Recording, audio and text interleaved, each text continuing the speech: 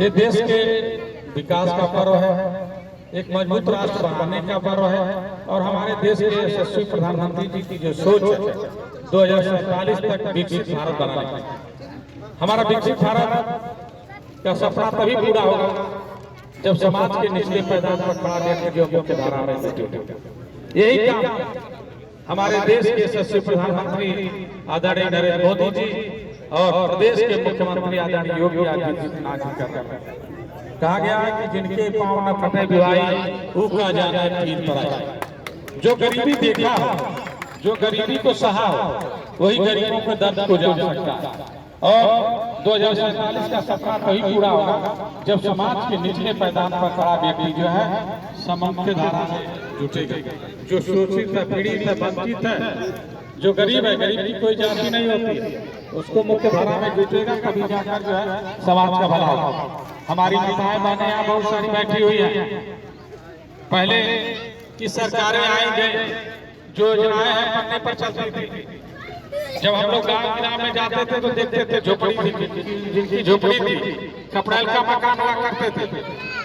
जब बरसात होती थी और माँ के पास एक छोटा बच्चा होता था और वो बरसात में जाड़े में हो गई तो माँ बच्चे को गोद में लिए रहती थी, एक तरफ अपना बिस्तर कहीं छिपाने का काम करती थी और सबसे बड़ी चिंता थी कि उसका खाने का सामान भीग गया और ईंधन जो लकड़ी उकड़ी भीग गई तो सुबह कैसे अपने परिवार को खाना बना। इस पीड़ा को, इस दर्द को हमारे देश के यशस्वी प्रधानमंत्री ने बहुत नजदीक से देखा। ढेर सारी योजनाएं, बहुत सारी योजनाओं को मैं बात नहीं करूंगा, एक आध योजनाओं का बात करूंगा। बहुत नजदीक से देखे आज जो है गरीब के सर पर जो अच्छा कम से कम हमारे देश में 4 करोड़ लोगों को जो है हमारे देश के यशस्वी प्रधानमंत्री जी ने छत देने का काम किया। अभी जो घोषणा पत्र आया है उसमें 2 करोड़ और जिनको मकान नहीं मिले 2 करोड़ लोगों को और मकान देने का काम किया जाए। यहाँ पर हमारे साथी बैठे हुए, हमारी माताएं बहनें बैठी हुई है, नौजवान साथी बैठे हुए हैं जो गरीब हुआ करते थे, जो पीड़ित हुआ करते थे, जिनके पास पैसे नहीं होते थे, पैसे के अभाव में इलाज नहीं करा पाते थे। हमारे देश के यशस्वी प्रधानमंत्री जी ने 60 करोड़ लोगों को जो है आयुष्मान कार्ड उपलब्ध कराया। हमारे हॉस्पिटल में जब मरीज आता तो बोलता डॉक्टर साहब बहुत गरीब है, तो मैं पूछता तुम्हारे पास आयुष्मान कार्ड है? तो बोलता कि हाँ मेरे पास आयुष्मान कार्ड है। तो हम कहते हैं गरीब कहाँ से हुए? प्रधानमंत्री जी ने तुम्हें ATM दे रखा है, डॉक्टर को दिखाओ और ताव से बोलो कि डॉक्टर मेरा इलाज करिए। हमारे देश के प्रधानमंत्री जी ने सबको सम्मान से जीने का अधिकार देते हैं। जब जिसका कुल्ला बदलता हूँ, घुटना बदलता हूँ, जब वो चलना शुरू करता है तो आकर बोलता है डॉक्टर साहब बहुत बहुत धन्यवाद, मैं 10 सालों से परेशान था, कोई कहता 20 सालों से परेशान था। हमको धन्यवाद देने की जरूरत नहीं है। हमारे देश के मुखिया आदरणीय नरेंद्र मोदी जी को, प्रदेश के मुखिया आदरणीय योगी जी को धन्यवाद देने की जरूरत है, जिनकी वजह से आप चल रहे हैं। हम लोग जिंदाबाद जिंदाबाद जनता पार्टी जिंदाबाद जिंदाबाद जिंदाबाद जिंदाबाद जिंदाबाद जिंदाबाद। हम लोग को केवल एक माध्यम, वही माध्यम, उसी बीच की कड़ी हमारे देश के यशस्वी प्रधानमंत्री जी ने उचित समझा और आप लोगों के बीच में भेजे।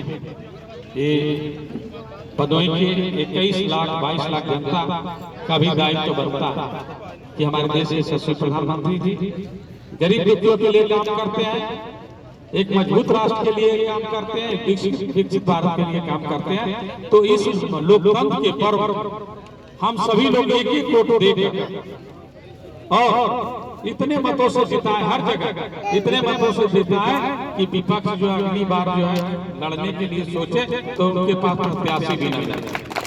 क्योंकि हमारे देश के प्रधानमंत्री जी के सम्मान की बात है, एक विकसित भारत बनाने की बात है और एक मजबूत राष्ट्र बनाने की बात है। बहुत से लोग जो है मिलते हैं, बहुत से आपको बातें बताएंगे, लेकिन जिसके नजर में आप खराब आ गए तो चाहे कुछ भी कर लो, दुनिया का जितना अच्छा काम कर लो, कभी अच्छे नहीं नजर आओ। कहा गया कि नजर का इलाज किया जा सकता है, लेकिन नजरिए का नहीं।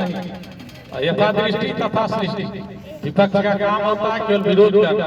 उनको जो है न तो विकास करते हैं न तो करते हुए देखना चाहते हैं। उनको लगता है कि गरीब पीड़ित वंचित शोषित समाज को गुमराह करके हम वोट लेते रहे, अपनी सरकार चलाते रहे और इनके बच्चे अगर आगे निकल जाएंगे तो फिर अपना अधिकार मांगेंगे, हम कहाँ से देंगे। और हमारे देश के प्रधानमंत्री जी की जो सोच है, सबका साथ, सबका विकास, सबका प्रयास, सबका विश्वास और सबका सम्मान, वो हम लोग जीता जाता आपके सामने उदाहरण हमारे देश के प्रधानमंत्री जी सर्व समाज के लिए करते हैं। और सर्व समाज हमारे प्रबुद्ध जन, हमारे बुद्धिजीवी भी समाज ही में और हमेशा वो देश को सर्वोपरि माने हैं। देश के सामने जो है हर चीज को त्याग दिया है, देश को बढ़ाने के लिए जाति धर्म से ऊपर उठकर हमेशा सदियों से जो है लोकतंत्र को मजबूत करते आए हैं। और आज ये लोकतंत्र इतना मजबूत हो गया है कि अगर विदेश में कोई हमारे देश की तरफ आंख उठा करके नहीं देखता, ये हमारे लोगों की देन है।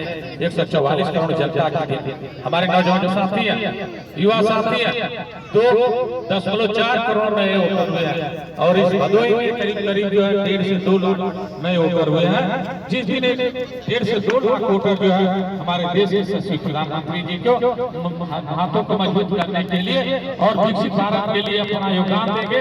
और तो एक आदमी अगर 5-5 वोट दिलवाता है तो 1.5 से 2 करोड़ 1.5 से 2 लाख जो हुआ है, अगर 5-5 वोट दिलवाते हैं तो अब सोचिए कितना वोट हो जाएगा। अगर हमारे देश के यशस्वी प्रधानमंत्री जी के हम लोग का लक्ष्य है कि उनको 10 लाख के मतों से अंतर से जिताया जाए, वही हम लोग का और लक्ष्य है कि जो आसपास की जो सीटें हैं उनका भी जो है कम से कम 2.5 लाख से ऊपर सभी सीटों को जिताकर प्रधानमंत्री के मान सम्मान में 4 जगह दिया जाए। इन्हीं शब्दों के साथ मैं अपनी बातों को विराम देना चाहूंगा।